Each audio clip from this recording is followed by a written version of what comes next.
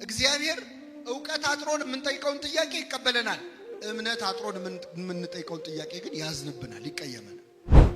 በህይወታችን አንዳንዴ ጭልም የሚልብን ጊዜ የለም አለ። ዙሪያው ገደል የሚሆንብን ጊዜ አለ።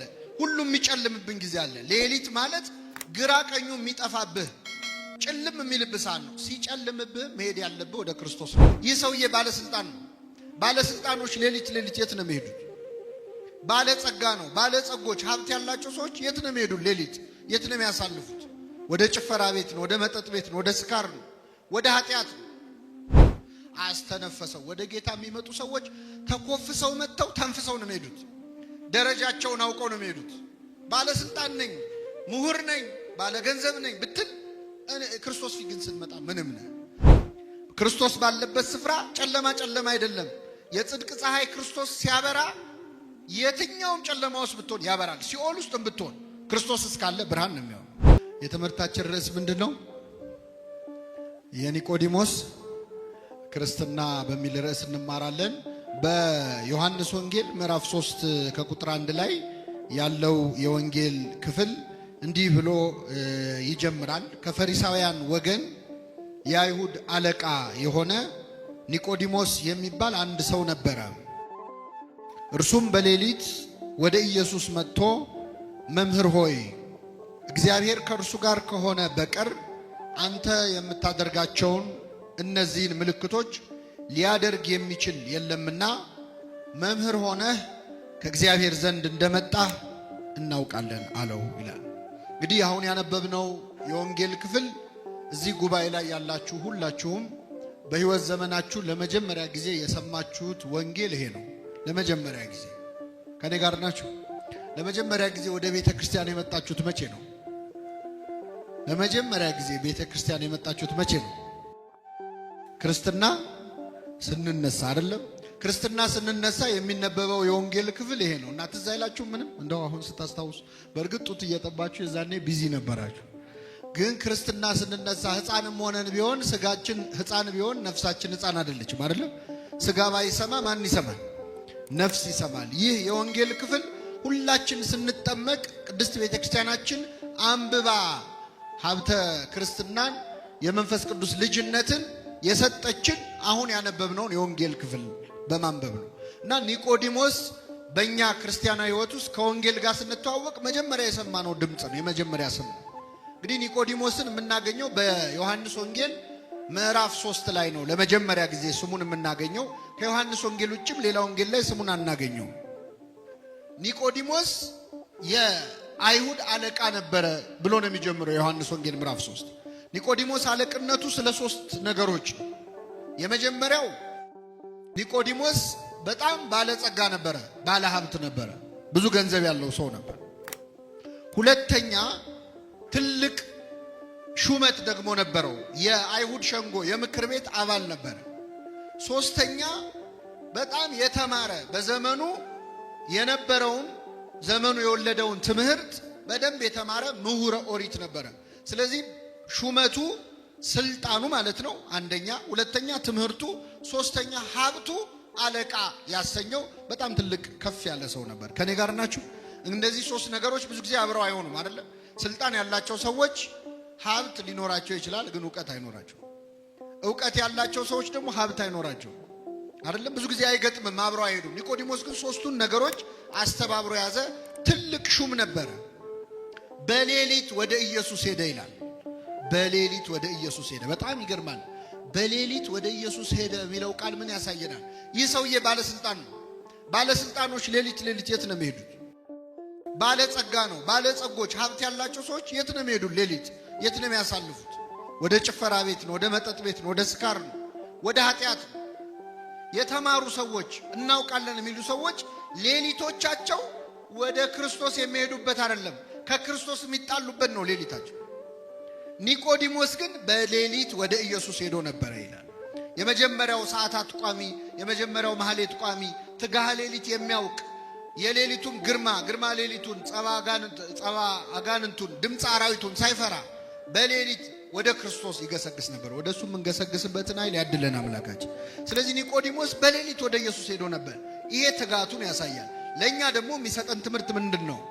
በሌሊት ወደ ክርስቶስ መሄድ እንዳለብን ያሳያል። ልክ እንደ ኒቆዲሞስ ወደ ክርስቶስ በእግራችን መሄድ ብቻ አይደለም። ሌሊት ማለት ጨለማ ማለት ብቻ አይደለም። ክርስቲያኖች በህይወታችን አንዳንዴ ጭልም የሚልብን ጊዜ አለ። ዙሪያው ገደል የሚሆንብን ጊዜ አለ። ሁሉም የሚጨልምብን ጊዜ አለ። ሌሊት ማለት ግራ ቀኙ የሚጠፋብህ ጭልም የሚልብህ ሰዓት ነው። ሲጨልምብህ መሄድ ያለብህ ወደ ክርስቶስ ነው። ምክንያቱም በክርስቶስ ዘንድ ጨለማ አይጨልምም። እስመ ጽልመት ይጸልም በኀቤከ። ክርስቶስ ባለበት ስፍራ ጨለማ አይደለም። የጽድቅ ፀሐይ ክርስቶስ ሲያበራ የትኛውም ጨለማ ውስጥ ብትሆን ያበራል። ሲኦል ውስጥ ብትሆን ክርስቶስ እስካለ ብርሃን ነው የሚሆነው። እና ኒቆዲሞስ በሌሊት ወደ መድኃኒታችን ወደ ኢየሱስ ክርስቶስ ቀረበ ይላል። ወደሱ እንድንቀርብ አምላካችን ይርዳል። ቀረበና ምን አለው? መምህር ሆይ እግዚአብሔር ከእርሱ ጋር ከሆነ ሰው በቀር አንተ የምታደርጋቸውን ተአምራት ሊያደርግ የሚችል ማንም የለም። ስለዚህ ከእግዚአብሔር ተልከህ እንደመጣ እናውቃለን አለው። ተመልከቱ እንግዲህ መድኃኒታችን ኢየሱስ ክርስቶስ በዮሐንስ ወንጌል ምዕራፍ 2 ላይ ከዚያ በፊት ተአምር ሲሰራ ነበር። በቃና ዘገሊላ ውሃውን ወይን አድርጎ ነበር። ከዚያም በጌርጌሴኖን ወርዶ ተአምር አድርጓል። ይህን ተአምር ሰምቷል ኒቆዲሞስ።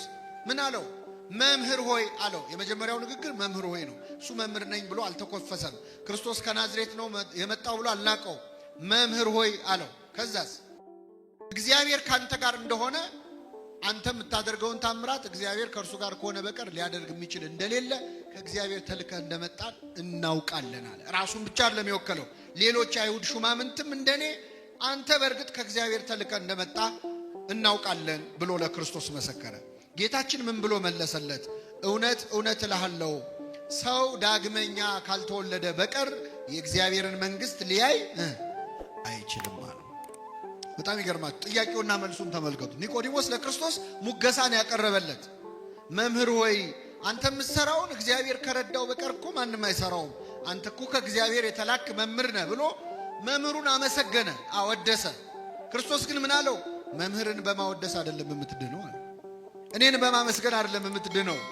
ሰው ዳግመኛ ዳግመኛ ካልተወለደ በቀር የእግዚአብሔር መንግሥት ሊያይ አይችልም አለው። በጣም ይገርማል። ካልተጠመቀ በቀር ማለት ነው በኋላ ትርጉሙ። ይህንን ሲለው ኒቆዲሞስ በጣም ገረመው። ምን ማለቱ ነው? ከዛ ጠየቀ። ይህ እንዴት ሊሆን ይችላል? ሰው ዳግመኛ ወደ እናቱ ማህፀን ገብቶ ተመልሶ ሊወለድ ይችላልን ብሎ ጠየቀ።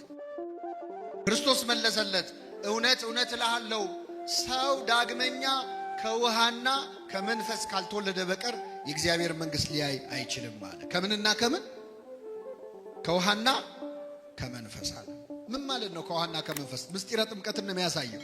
አባቶቻችን ክርስትና ሲያነሱን በሚጸልዩት ጸሎት ለመጠመቅ የተዘጋጀው ውሃ ወደ ማየገቦ ይለወጣል። ወደ ክርስቶስ ከጎኑ ወደ ፈሰሰው ደም ይለወጣል፣ ውሃ ይለወጣል።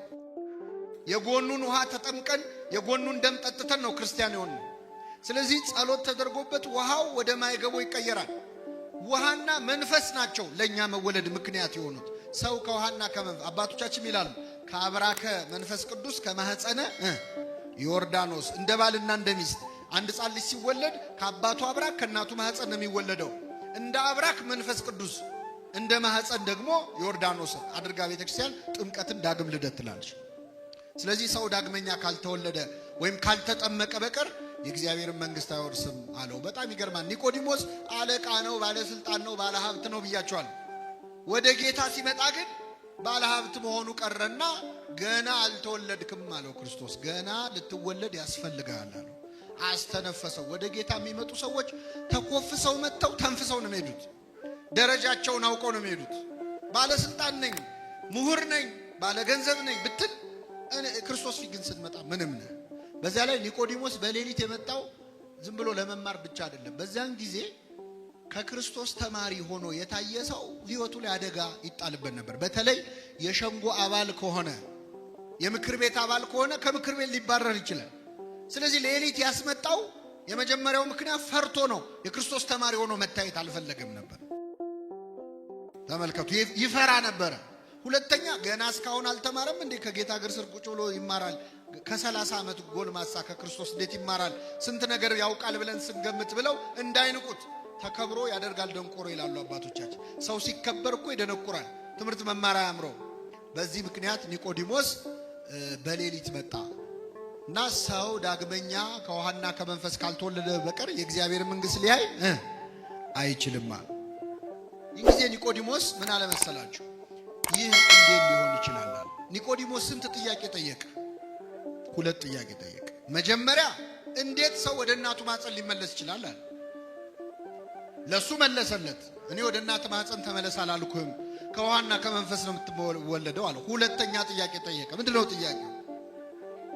ይህ እንዴት ሊሆን ይችላል? የመጀመሪያው ጥያቄ መረጃ ከማጣት ዕውቀት ከማጣት የተጠየቀ ጥያቄ ነው። ክርስቶስ መለሰለት። ሁለተኛው ጥያቄ ግን የጥርጣሬ ጥያቄ ነው፣ የክርክር ጥያቄ። እንዴት ሊሆን ይችላል? እግዚአብሔር ዕውቀት አጥሮን የምንጠይቀውን ጥያቄ ይቀበለናል። እምነት አጥሮን የምንጠይቀውን ጥያቄ ግን ያዝንብናል፣ ይቀየመናል። እየተነገረ እንዴት አትሰማም?